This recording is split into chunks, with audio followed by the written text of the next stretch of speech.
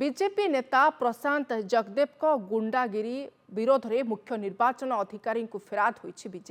BJD मुखपात्र तुम्भनाथ पंडा कहते ओडिशा रे प्रथम पर्याय निर्वाचन पर विज्ञप्ति प्रकाश पाई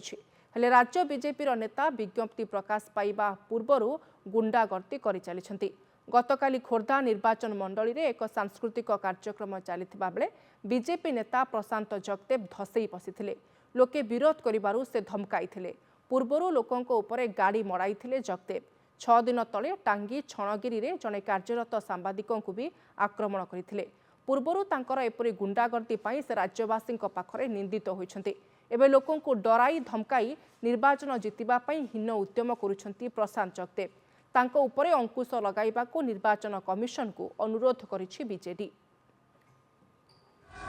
गतकाली चिलिका निर्वाचन मंडलीर जे विधायक अछंती श्री प्रशांत जगदेव टांगी ठारे एक शोभायात्रा चली बेले सांस्कृतिक शोभायात्रा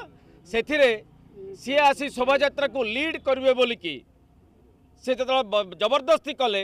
से प्रतिपक्ष पिला माने जो माने युवक माने सांस्कृतिक सुरक्षा मंचर से शोभायात्रा बाहर करते से विरोध करते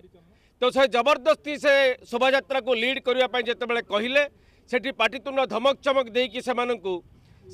जबरदस्ती कहले जे नाई तमे आम कथा शुणा बाध्य सेठी हाथाहाथी पर्यंत कथा जाइतिला तेणु आमे आशंका करुचु बिजु जनता दल तरफरु आमे जेहेतु निर्वाचन कमिशन कर निरपेक्षता उपर आमे विश्वास करू गणतांत्रिक ढांचार आमे विश्वास करू एई भली कार्यकलाप को निर्वाचन कमिशन केबे हेले प्रश्रय देबे नहीं